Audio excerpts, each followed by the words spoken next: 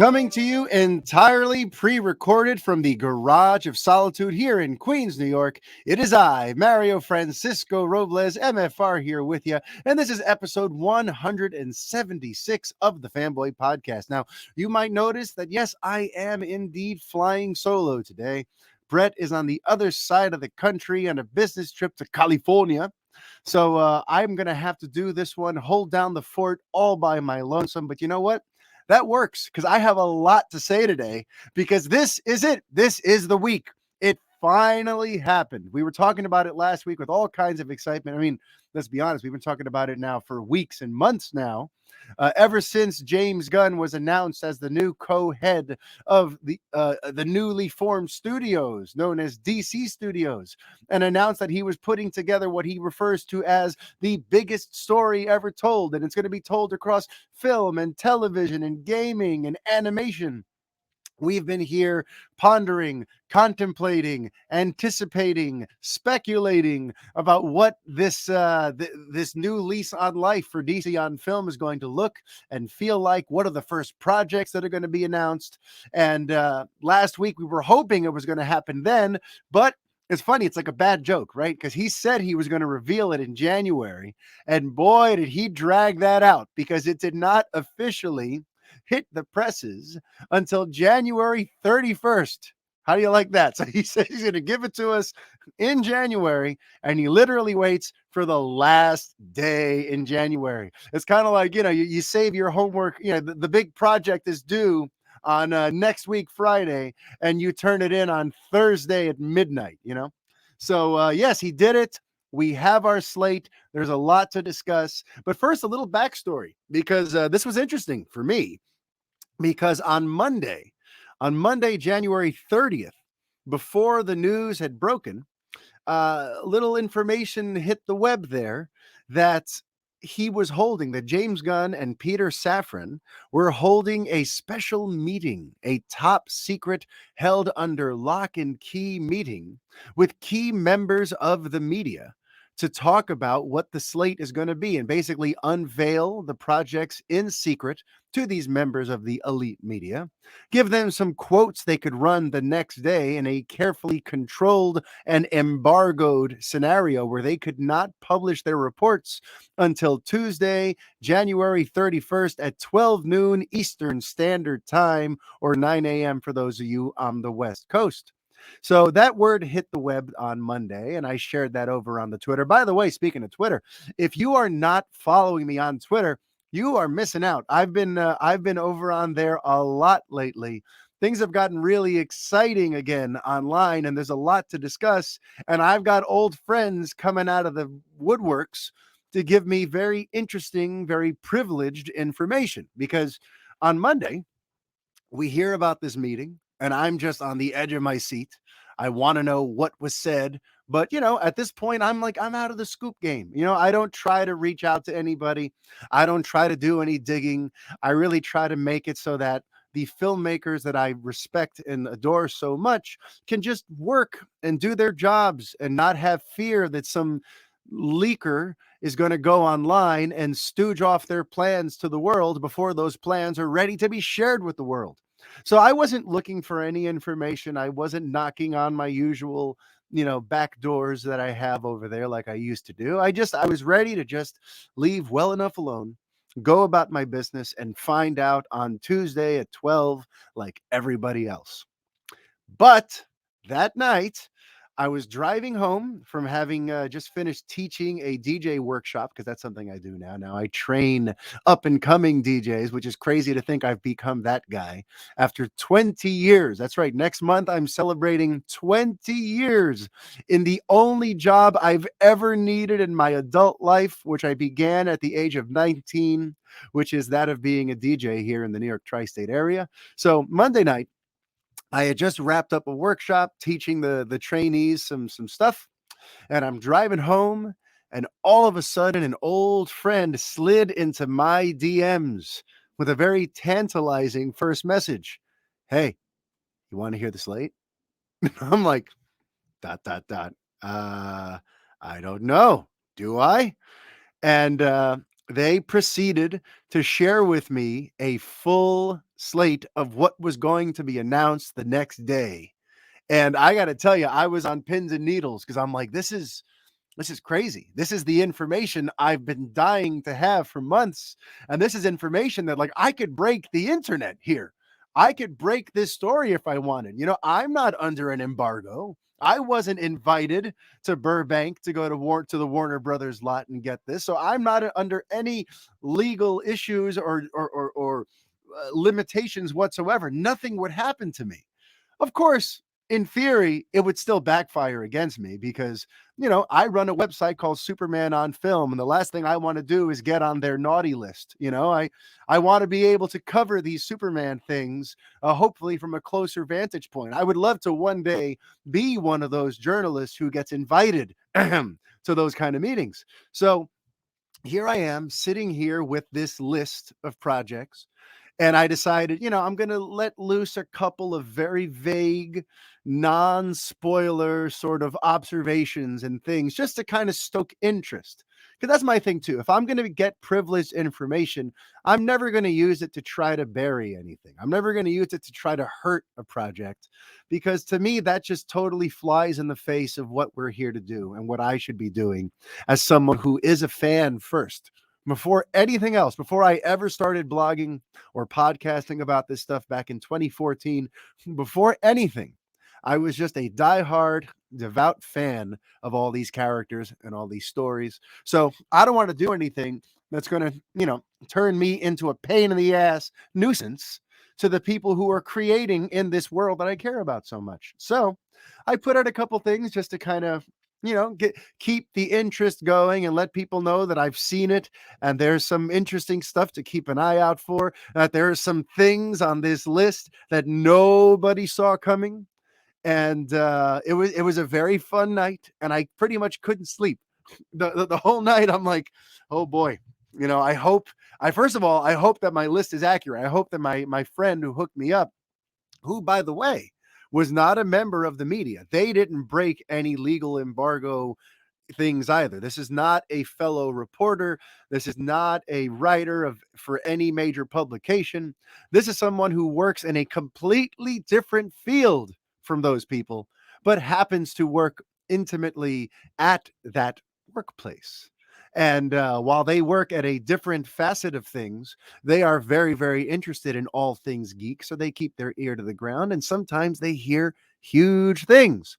So they gave me this list, and listen, there was a little bit of skepticism. I saw a name or two on there that I'm like, that sounds a little, I don't know. Would they really name a project The Brave and the Bold? Like, that sounds really kind of like cartoony, and the Green Lantern show. Well, I'm getting ahead of myself. I haven't revealed what the projects are yet. Then again, if you're listening to this, chances are you already know all of the projects that were announced. But just in case you didn't, I'm going to read the list. And this is actually the list that was sent to me. I don't need to go to a website somewhere and see the list. I can just refer to my DMs. Because yes, my source ended up being 100% ironclad, spot on. So here's the list I was given on Monday night, January the 30th, that ended up going public on January 31st at 12 p.m. Eastern Standard Time. So we found out as part of this announcement that the Batman sequel was going to be called The Batman Part 2, and it was going to get a release date, and it did. It got a release date in October of 2025. That's when we're finally going to see it. I didn't write down the release date, but I trust that you can Google that, and you have plenty of time to make your plans for October 2025. But so that was a sequel to The Batman. Not really a big deal. We knew it was coming. But now we have a sort of name for it, which is kind of grandiose, right? Like Godfather Part 2. This is The Batman Part 2. And now for the actual DC releases, which this is one of the things, by the way, where I realized, and I mentioned this on Monday night as part of my vague teases, was that I was way off about the number of projects they'd be announcing. If you listened to last week's show and the show before that, where we were trying to speculate which projects might get announced, which projects we would love to hear get announced, one of the things that we kept saying is it's probably going to be like 3 or 4 movies. And well, it's much more than that, because we're looking at, I think, 7. We got information on 7 movies and 5 TV shows. Okay. So look, one of those movies was the Batman that we got information on, but here are the actual DCU films that we found out about the next day. We got the title for James Gunn's Superman movie, the one that he's writing, not directing. More news on that later. Um, the title of the Superman movie is Superman Legacy, and it comes out on July 11th, 2025. So we got a title and we got a release date for the Superman reboot that's on the way. Then on the list, we have Supergirl, Woman of Tomorrow, which is based on the comic book by the same name, which is a very interesting one. And Gunn goes into further detail in his announcement on the matter. If you haven't checked that out yet, he dropped like a 5 or 6 minute video where he talks about all this stuff, including the basic sort of inspiration for each project and what you can sort of expect from there. So definitely look into that. Then they announced Batman the Brave and the Bold. So right there, I'm like, oh, wow. So my friend, like, even the thing I was skeptical of, no, they are releasing a movie called The Brave and the Bold. It's a Batman team up movie that focuses on his relationship with his son, Damian Wayne. And James Gunn went out of his way to say that this is the beginning of the Bat family on film. So for those of you who've been bugging out, hoping that we at some point get the Bat family on the big screen, it's finally happening.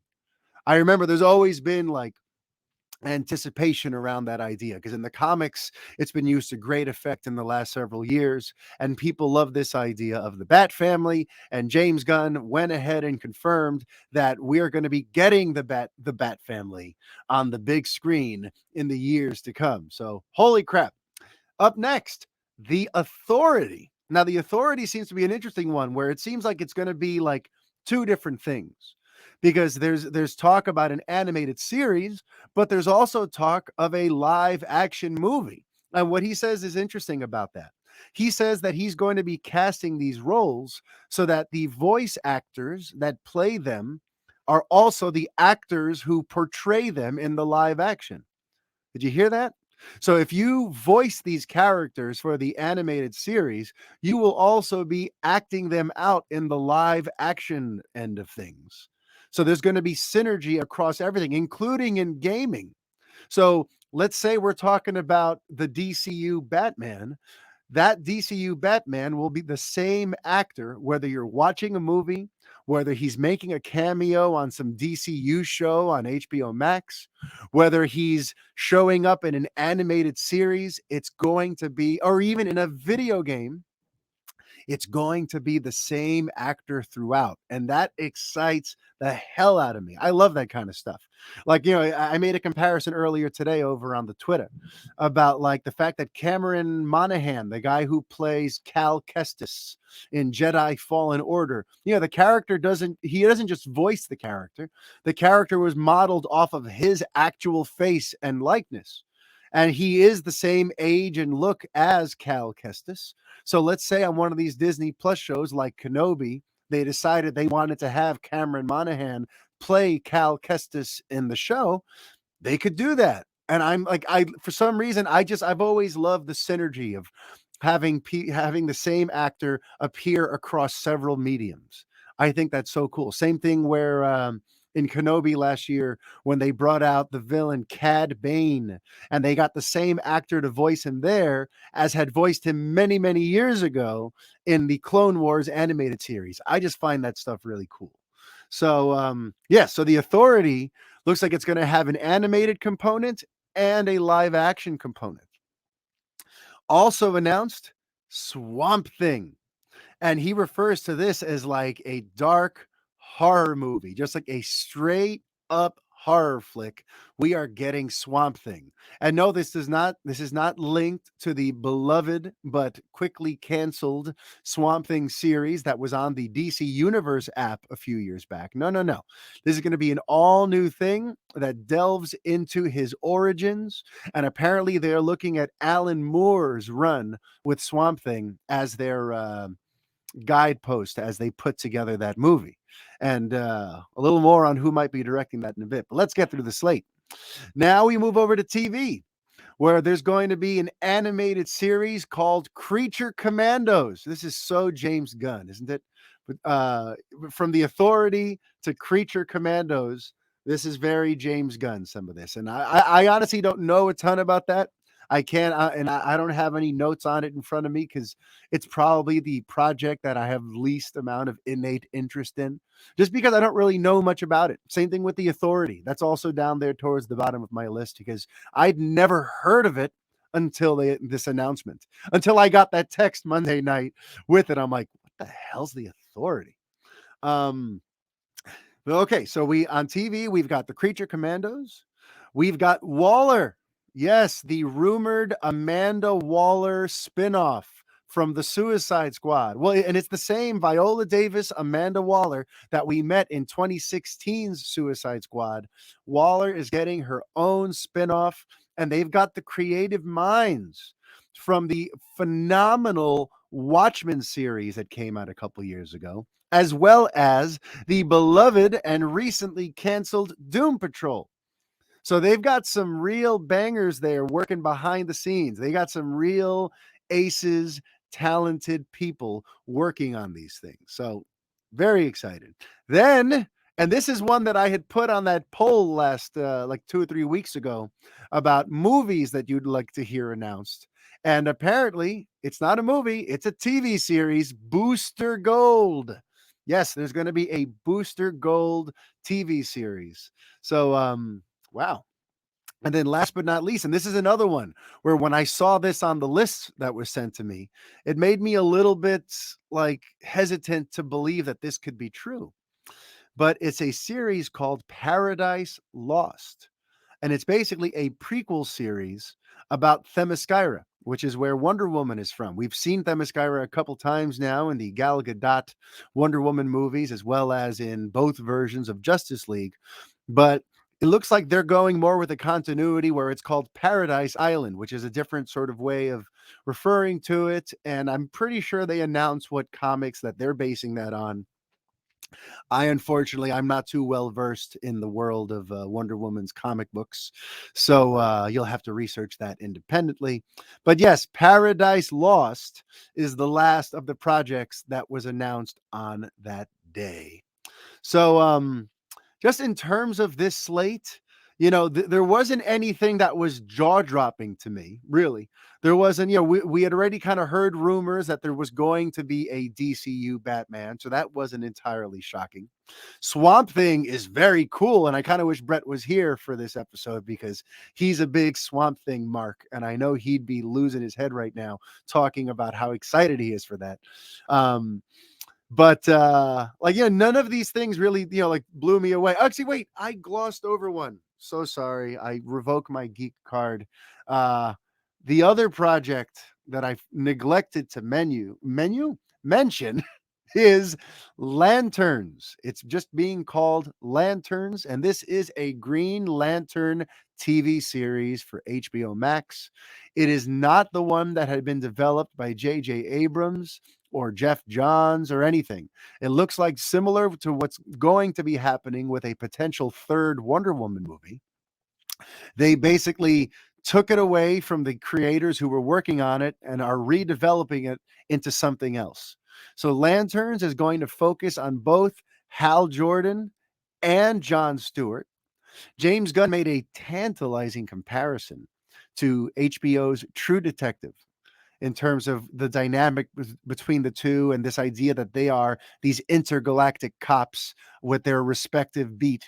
And he also, speaking of tantalizing teases, he also said that they stumble onto something on that TV show that is going to essentially usher in the big threat. that everyone's going to be dealing with in the big picture story.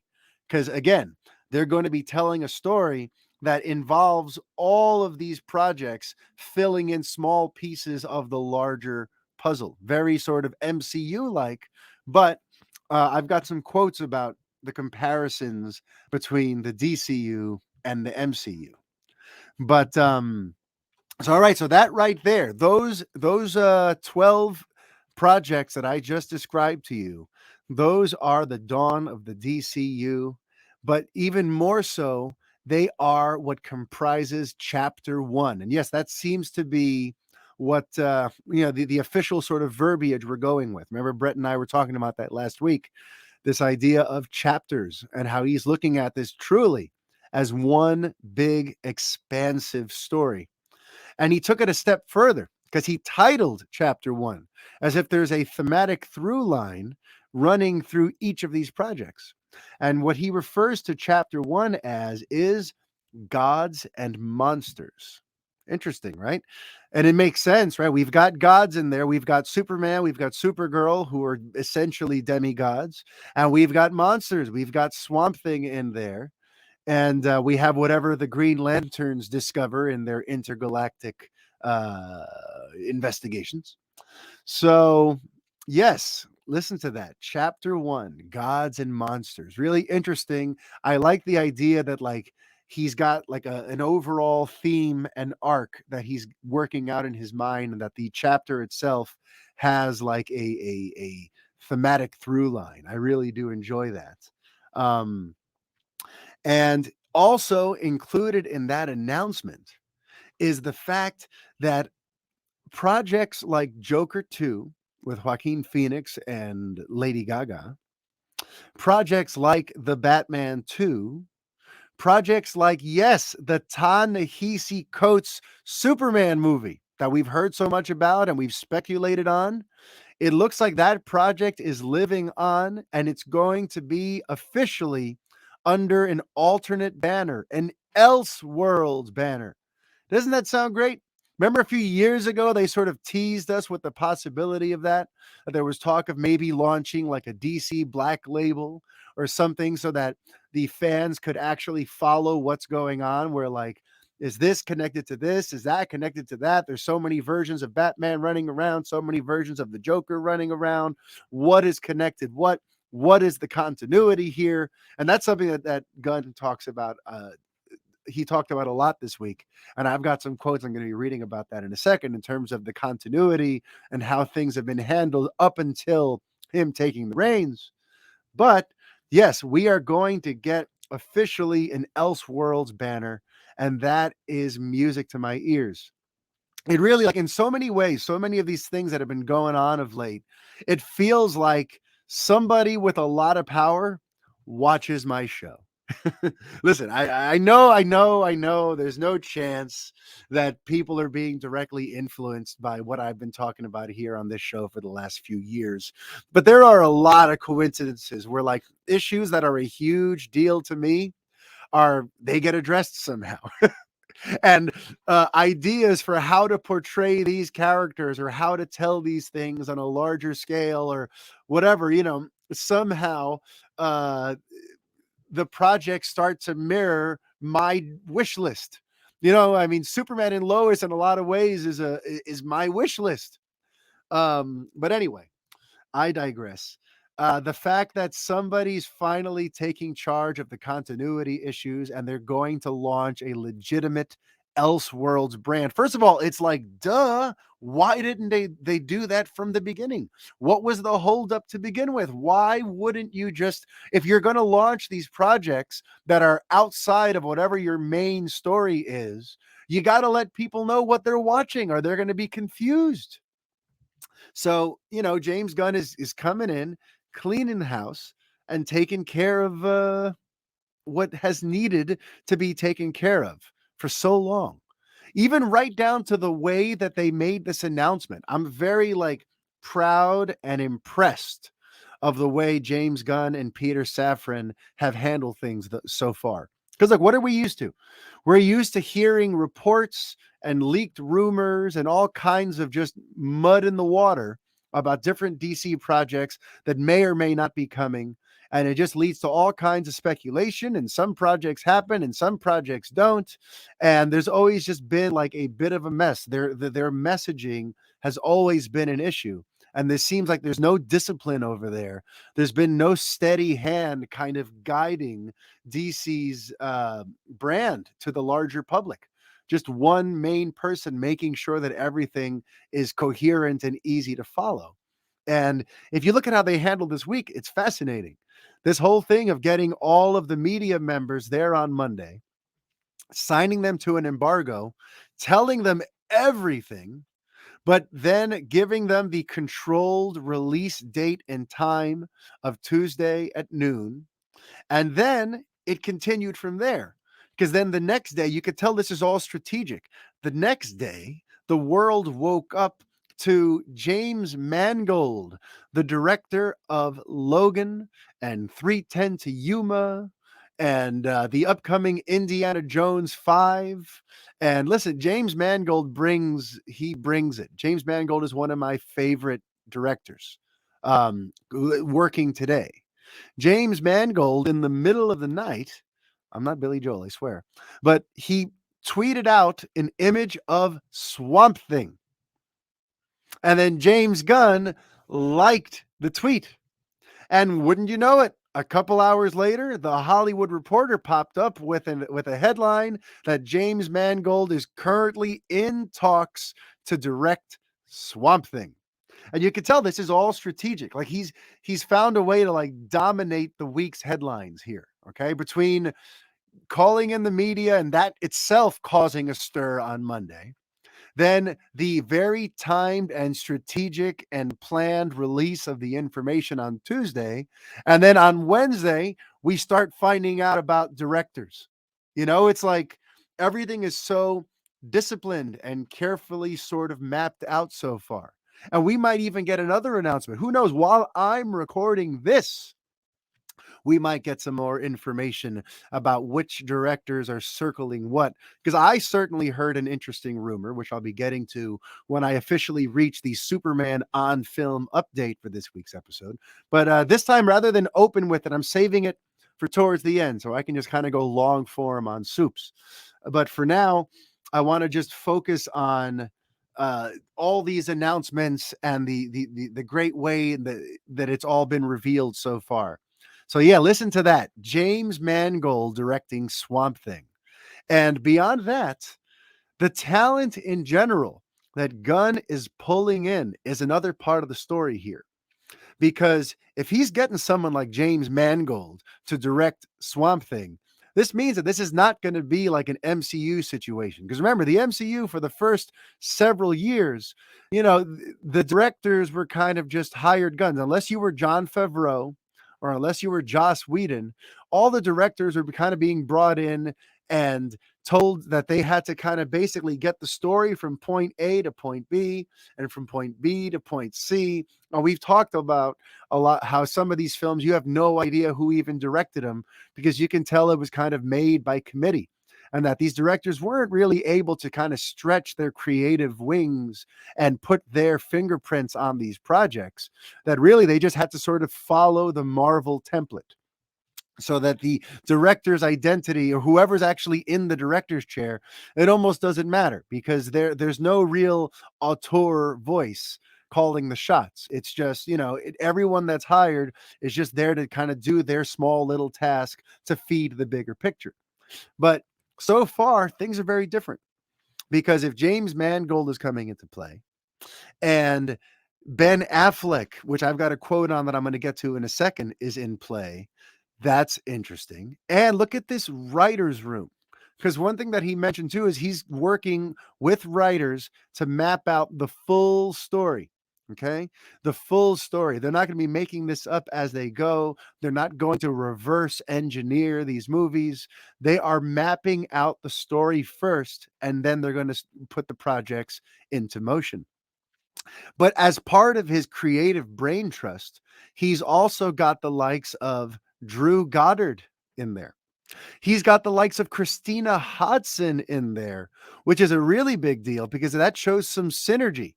okay, with what's come before. Because Christina Hodson, if you'll recall, also wrote The Birds of Prey. She also wrote The Flash. And at some point, if I'm not mistaken, she had been hired to write a Supergirl movie. Now, I don't think they've announced who's writing Supergirl. Maybe her project became that. I don't know, the Supergirl Woman of Tomorrow movie. But the fact that Christina Hodson is still in the mix shows that James Gunn loved what she did with The Flash so much that she's sticking around. And yes, there's going to be some continued synergy between what's come before and what is still to come. So he's got some exciting names. Like I said already, he had the people from the writer from Doom Patrol, the EP from Watchmen. He's pulling in some heavy hitters with serious resumes, and they are all together reading through some of this lore. They are reading certain books as their like touchstone properties, and together they're working to map out a huge story for us, a huge slate of films. So, with all of that said, let's get into some quotes. Let's get into some quotes. I'm going to start with some stuff that seems to differentiate between the DCU and the MCU, because since James Gunn does come from that world, having done the Guardians of the Galaxy movies and having been a known what would you call that? A known I'm trying to think of what you call like a criminal, a known, not known assailant, known. I'm drawing a blank. That sucks, but damn it, it's gonna bother me. I'm gonna keep moving. A known, yeah, he worked alongside Kevin Feige, and we know that he helped map out some of the cosmic ideas when the MCU started going out into space a little more with some of the stuff that's going on now and the stuff that's sort of been planted ever since Captain Marvel came out. We know that Gunn was kind of part of that creative brain trust for the MCU. And a lot of people have thought, does that mean he's just going to turn DC into Marvel and follow the same sort of, path that they did? Well, here's what he had to say on that matter. He said, a lot of people think it's going to be Marvel 2.0. And definitely, I learned a lot of stuff at Marvel. I think that we have a lot of differences. I think that one of the reasons why I love DC is that it really is another universe. It's an alternate world. With Marvel, generally, it's New York, Chicago, San Francisco. Here at DCU, we have Metropolis, Gotham, Themyscira, and Atlantis. All of that is another fictional universe, and this is the world that we're creating. I love that too. I've always loved that about DC versus Marvel. That there's just something more like mythical about it. Having these, not having it set in just plain terrestrial Earth, gives you a chance to kind of tell bigger, grander, more mythological stories with DC. So I love that he hit on that. He said, and then he went on to say, "We're coming into a world where superheroes exist and have existed for some time in one form or another, and that's the universe. We are telling a huge central story that is like Marvel Studios, except for I think that we're a lot more planned out than Marvel did from the beginning, because we've gotten a group of writers together to work that story out completely. But we're also creating a universe that is like Star Wars, where there's different times and different places, different things, or like Game of Thrones, where characters are a little bit more morally complex." I feel like I want to just comment on that. Like that's something that people have to think about too. It's interesting that it's not just going to be running on one linear timeline. Like this movie happens at the same time as that movie, or that movie, when that one ends and the next one comes out, this is what happened next. Like, no, there's going to be points where, like Superman Legacy, that might be a story that's set in 2010, and the Brave and the Bold might be a story that's set in 2035, and Green Lantern could be in the 90s. Like, we have no idea, but it's interesting that there's going to be sort of different times, different places, and that it's all going to kind of come together, but they're not telling it in some very neat, linear sort of way. He continued, I started Guardians of the Galaxy with a story of what that trilogy was, where it started and where it ended. That story is just the smaller version of doing this. I've been inside a company that did very well. It's very different than us. Marvel didn't have everything completely worked out ahead of time, but they did a lot of things really well, one of which is not giving up.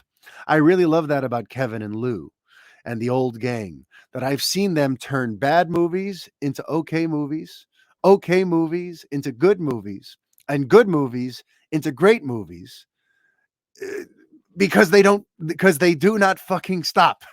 They give it whatever it needs to make it as good as it can possibly be until the 11th hour, and there'll be editing the day before the premiere. A lot. Too much. I like that he added too much at the end. um but yes, so that's a lot of the ways in which he thinks that the DCU is going to be able to differentiate itself from the MCU, and that the story is going to be mapped out well in advance. And he's got a collaborative team of writers who are kind of helping make that entire architecture. And just, even the whole thing about having characters that are a little more morally complex and all that kind of stuff.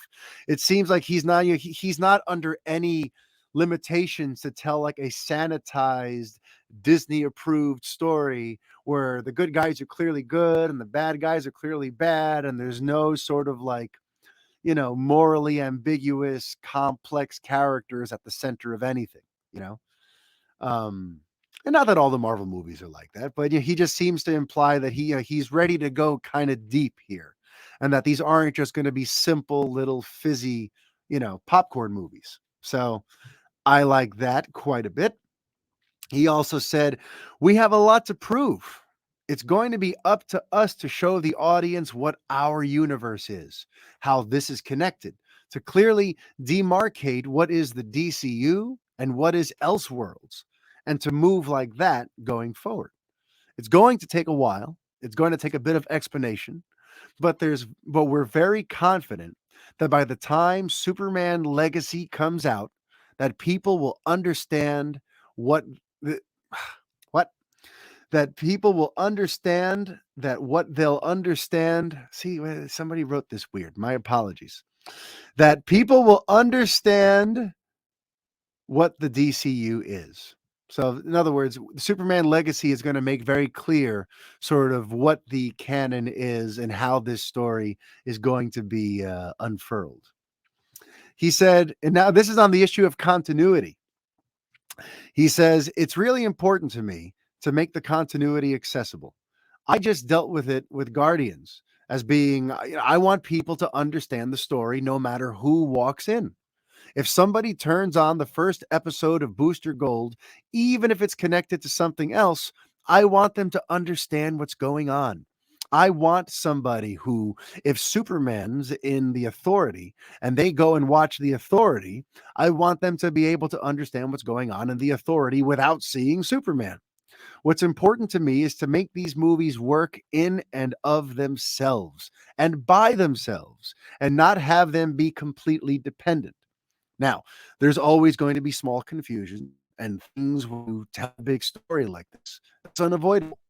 But for the most part, it's really important to me that each individual project is understood by somebody going to see it, so that it's good enough that then they'll go, oh, I got to go VOD Superman or watch it on HBO Max or wherever." Um, Continuing onward with when it comes to the continuity issue, he says, "As everyone here probably knows, the history of DC is pretty messed up. It was fucked up. No one was minding the mint. They were giving away IP like they were party favors at any creator who smiled at them. There is the Arrowverse. There was the DCEU, which then split and became the Joss Whedon Justice League at one point, and the Snyderverse at another point. There is Superman and Lois. There is Reevesverse. There are all these different things, and even us. We came and did Suicide Squad, and that became Peacemaker. And all of a sudden, Batmite is a real thing."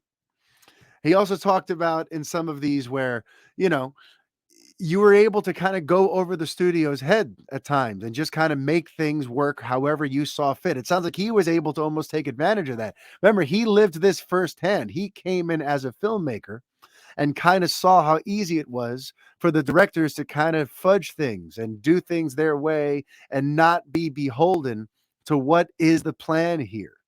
So it looks like he's come in, he's cracking the whip. There's going to be a plan. The buck is going to stop at his and Peter's desk. He's already warned that, listen, some filmmakers are going to get mad at us because there's going to be times when we have notes, but it just is what it is. So somebody has to be accountable for what's being put out there with the DC name on it. It can't just be, oh, you want to make a DC movie? You get a DC movie. You get a DC movie. Everybody gets a DC movie. Like, no, he wants a coherent, cohesive vision for this thing. And I mean, that's just music to my ears. That's something that, like, again, it's something I've been begging for on this show for what feels like years now. So yeah, and also when it comes to the Elseworld bit too, Safran said something. I don't have the quote in front of me, but essentially that there's going to be a very high bar set that if you want to get a project green lit under the Elseworlds banner, it's going to have to be really amazing because they don't want to risk using these characters in a way that's just going to water them down or confuse audiences. It's going to have to be something that is really expertly crafted and told, like the Joker, like the Batman, like presumably the Ta-Nehisi Coates Black Superman movie.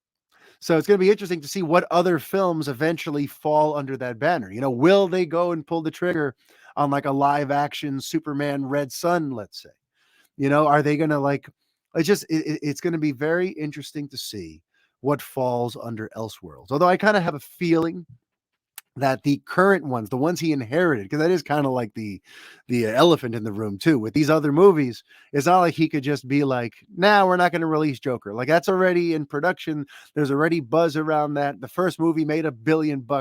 He kind of had to continue with the Joker. And with the Batman too, well, he couldn't do anything about that. The first film was a big success and fans loved it and critics loved it. And Matt Reeves is, he was already working on Batman 2 long before James Gunn got this job. So again, he inherited these. The Ta-Nehisi Coates, J.J. Abrams Black Superman movie, again, that was requested by the studio in 2021, and the script was turned in early 2022. Again, it predates Gunn. So it's going to be interesting now moving forward to see what kind of projects get green lit under the Elseworld banner, under the watchful eye of Gunn and Safran, who are saying it's going to have to be something pretty damn great if we're going to produce it outside of the DCU. So now I think, well, you know what? And there's one other one before I get into the Superman on film update for the week. There's also, aside from the announced projects, there is apparently a secret project. According to Jeff Snyder, a well-regarded and well-respected film insider, or an in-Snyder, if you will, according to Jeff, there is a project that was not announced. And the reason it wasn't announced is because the title would give away too much. Now, what could that mean? It means that it's a title that just innately kind of tells you where they're going. The title is a spoiler just by hearing it. So, what could that be? It's like if there was a movie called Infinite Crisis. Oh, then you know what's going on, or what if it's something like it's called World's Finest? And he doesn't want to reveal that because now there's going to be a Superman and Batman team up movie. So let the speculation begin on this secret project, but I just wanted you to know what the secret project seems to be. And who knows, or it could be something like Justice League Dark, which kind of instantly gives away where they're going with Swamp Thing. So who knows what this secret project is, but just know that aside from these, there is apparently another project. And I think there might even be more, because when you look at it, when you go to James Gunn's Twitter and you look at the video that he released where he talks about this stuff, he says, here are just a few of our plans. a few of our plans. So these 11 DCU projects are just a few of their plans. So it seems like there is more still to come. This is literally just the first wave of stories that are on the way. And it's interesting, too, that we've already got a release date for Superman Legacy. It's only 2 years away. That's actually pretty good. That means that he must think that this film will be able to enter production in 2024. So if that's the case, he's writing it. And later this year, we're going to get into casting, maybe right around when Brett said. Me and Brett last week, we were like, it'd be interesting to have one of those great Hall H panels at Comic-Con at the end of July, and you unveil some of the actors for these projects that are coming out. What a great time to have Wolfgang Novogratz come out. By the way, he's totally firmly moved into my dream casting for Clark Superman, Wolfgang Novogratz. That's just, again, I haven't heard anything that's not based on any kind of insider, anything at all. I dig the guy. I've been searching up clips and movies he's appeared in, and the more I hear him talk, the more I see him in action, the more I'm just like, wow, this kid was born to be Superman. He's got that Clark Kent vibe down perfectly. And the older he gets, he's going to grow into it more. He's going to fill out, and he's going to become a proper Man of Steel. But for now, if we're going for a 25-year-old Superman, because that is another thing that came out this week, according to the Hollywood Reporter, Clark Kent is set to be at around 25 years old. So if you hire Wolfgang Novogratz, who's currently 25 years old, and he's going to be here for presumably for the 8 to 10 year run as Superman, that gives him a lot of time to really grow into the role. So yes, okay. So I guess I feel like I can go ahead now and go into this week's Superman on Film update. So let's talk. We've got a movie title now. We've had a movie now for a few months. We've known since December now that we've got a Superman movie coming, but our movie has a title, Superman Legacy. And you know what? Before I say what I'm about to say, because I have a theory about what that could mean, or what, why he would call it that. And what is a legacy?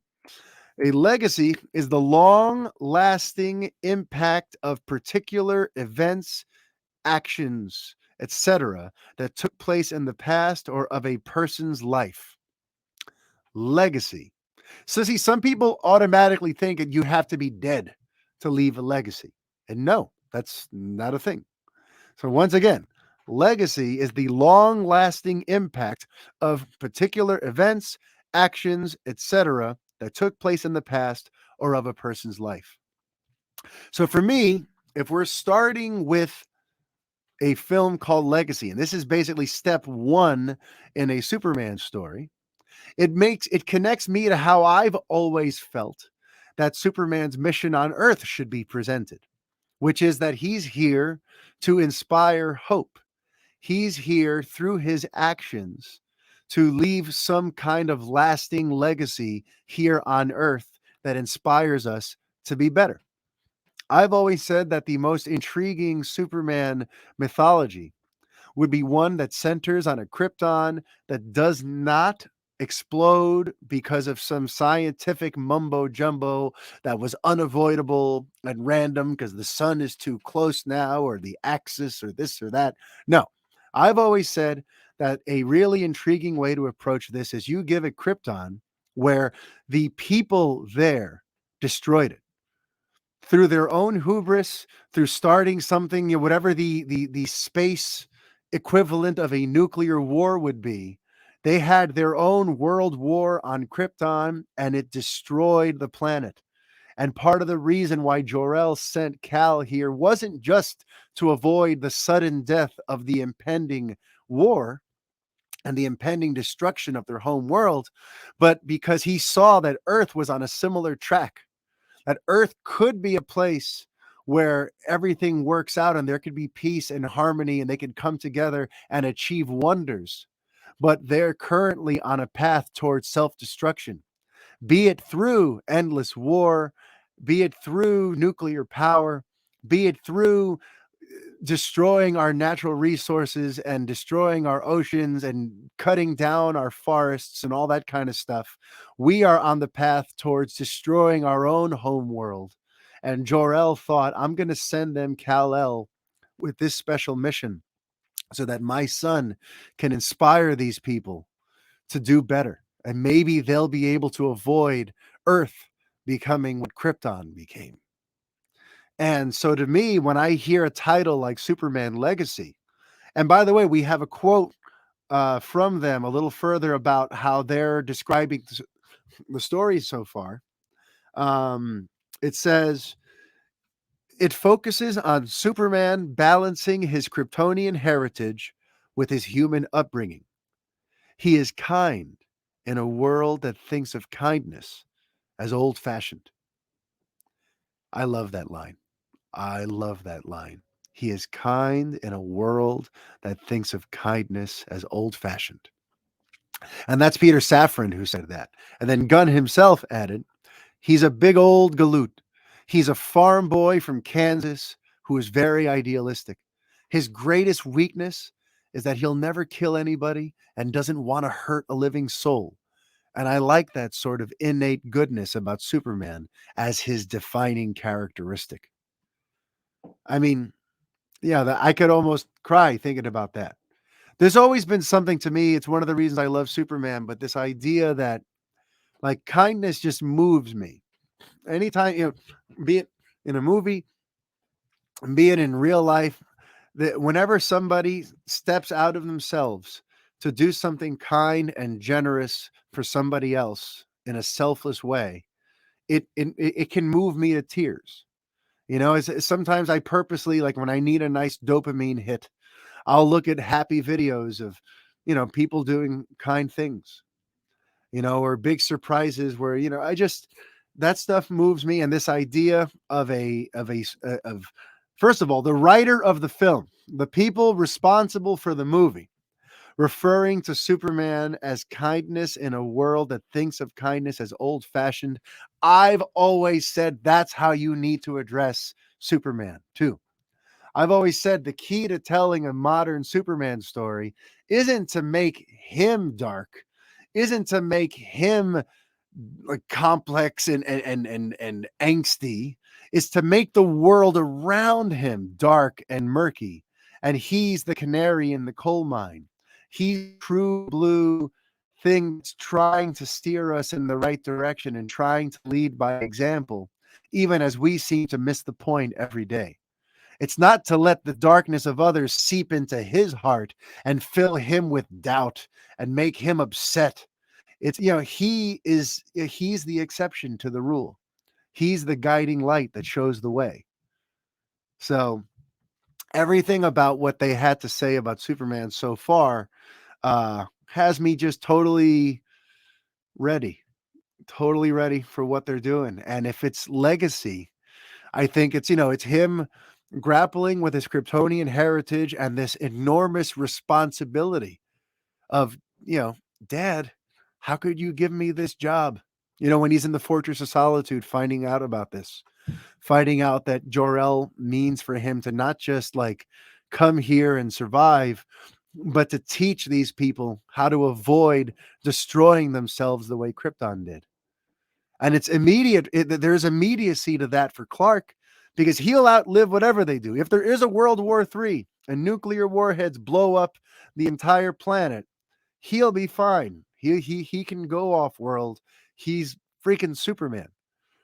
So the immediacy of feeling like now my home world is on the verge of a similar collapse.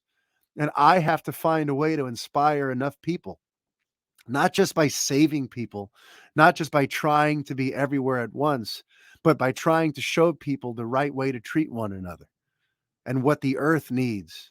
All that, to me, that's what the legacy means. He's trying to figure out what kind of a legacy he can have, what impact he can have through his actions on this earth so that earth can continue. That's how he wants to save us, not just by stopping us from getting run over by cars, but by inspiring us to be better and inspiring us to want to help others at all costs, you know? So when I hear legacy, it's more, I think it's going to be a story about how he tries to impact us in a positive way. So love it, love it, love it. Um, and I kind of want to circle back to an interesting quote about the people Gunn has on his sort of team, his architecture team, um, as he's putting together the DCU. Because remember a couple of weeks ago, I think it was when he announced that Henry Cavill wasn't returning. He dropped an interesting tease about the fact that apparently they were speaking to Ben Affleck and that Ben Affleck might be someone who directs something. And at the time, it was an interesting thing for him to float out there, but I didn't really put much stock into it. I kind of thought maybe, it's just one of those things where like, yeah, we'll see if it works out. But, it was maybe a way for him to try to like make peace with disgruntled DCEU fans who are upset about the fact that essentially a reboot is coming. So he's like, I'll throw them a bone and make them think that maybe Affleck has signed off on this. There's a skeptic in me. There's a part of me that's like, I highly doubt that Ben Affleck is eager to run back and do some comic book movies after the experience he had. And, well, um, here's a quote that came out earlier this week that I'm going to link to just something you should be considering. He says, this is James Gunn on Ben Affleck. He says, we're working with Ben Affleck, who really wants to be, has been a part of our architecture team. Full stop. Okay. He corrects himself. He doesn't say he says who really wants to be, then stops, says has been part of our architecture team trying to bring things together. And he really wants to direct one of our projects. And we're excited for him doing that. So that quote in and of itself, I thought was pretty great because now it's no longer just this loose, we're going to try to make it work. We'll see if maybe we could bring Ben Affleck in. No, here they are flat out revealing that he's a part of the architecture team. He has been part of it. So as they've been formulating chapter 1, Gods and Monsters, as they've been formulating this slate of projects and what the big picture is going to be, Ben Affleck has been a part of those discussions. He has had input. He's been a part of this.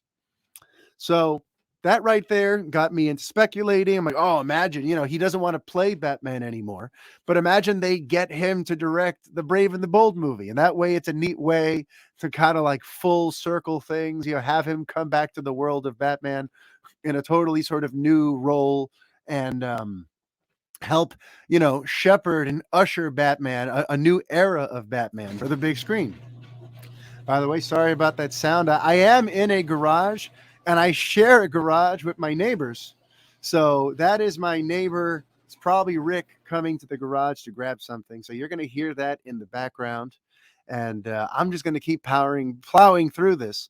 So, yes, Ben Affleck has been a part of the architecture team. And I started thinking, wouldn't it be cool if it was Brave and Bold? Wouldn't it be cool if it was maybe something like that Lanterns show? Because if it's going to be like cop-like and detective-like, I could see Ben Affleck wanting to perhaps do something in the Green Lantern space.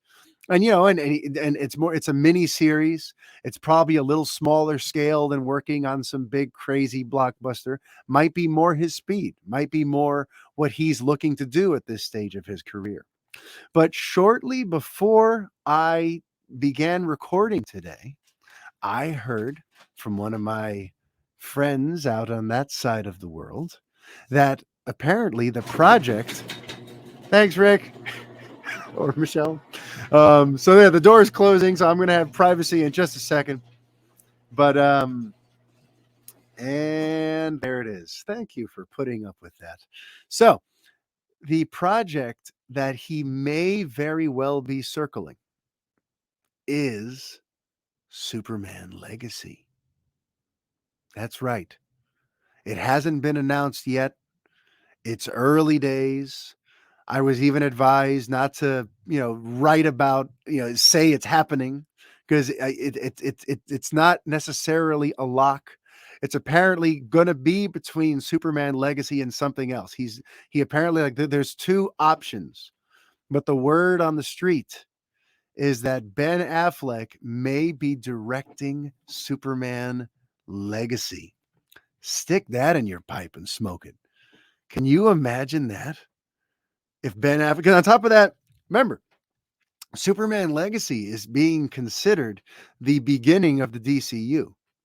That was something else that came in the announcement that I found really interesting. That he said that he ran through the DC films that are coming out. He ran through Shazam and The Flash, which apparently he refers to as one of the greatest superhero movies of all time. That's what he referred to The Flash as. Okay. I wonder why he's bringing back Christina Hodson, right? But rumor has it. Sorry, I lost my train of thought real bad there. See, this is hard to do without a coworker, a co-host to keep me on the rails. But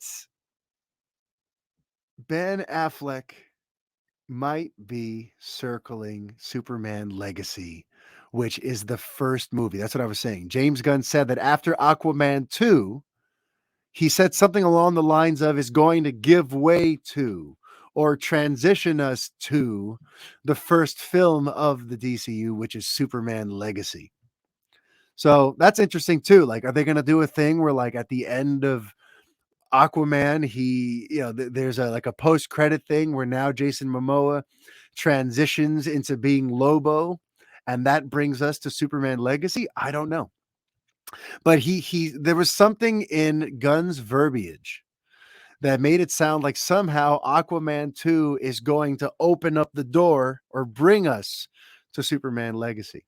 So we'll see what exactly he means by that. But if Superman Legacy is the start of the DCU and Ben Affleck wants to be the one who kind of kicks that off, if he wants to be like what Jon Favreau was to Marvel by kicking things off with Iron Man and kind of like putting his mark on things right off the bat, imagine how the internet would break. Imagine how the world would explode knowing that Ben Affleck is not only returning to DC, but he's here to direct Superman Legacy. So we'll see. We'll see. For now, just file that as just a rumor. Apparently it's between that and another project, but I'm honestly shocked that that's the one he was thinking of. That is not one of the ones I would have speculated. When I was trying to figure out where we fit him into things, I did not think Superman Legacy was the project that Affleck is apparently flirting with. So we're going to see what happens, because right before I hit record on this episode, the news a lot of people started to drop some Ben Affleck teases. And I was amongst the first. So you really should be following me there over on the Twitter. But yes, so keep your eyes peeled, keep your ears open. There might be an announcement anytime now about that. Or who knows, or James Gunn will pop up and debunk it. Pop up and debunk it, we shall see. But for now, I think that's where I'm going to be leaving you today, with that little tantalizing morsel about who might be directing Superman Legacy and what I think the film is going to be centering on. All right. And that does it for me. If you've enjoyed this week's show, thank you. Please like and share it. Leave a review on your podcatcher of choice. We got a new review last week from Nicholas Wade. So thank you, Nicholas. We're going to read your review on next week's show. Since you mentioned Brett in it, I want to do it on an episode where Brett is actually here. But yes, please leave a review, share. If you've got topics or comments or questions that you'd like covered here on the show, send them to TheFanboyPodcast@gmail.com. Follow the show on Twitter at TheFanboyShow. Follow me on the Twitter at Superman on Film. And until next week, be kind and stay fanboy. Adios.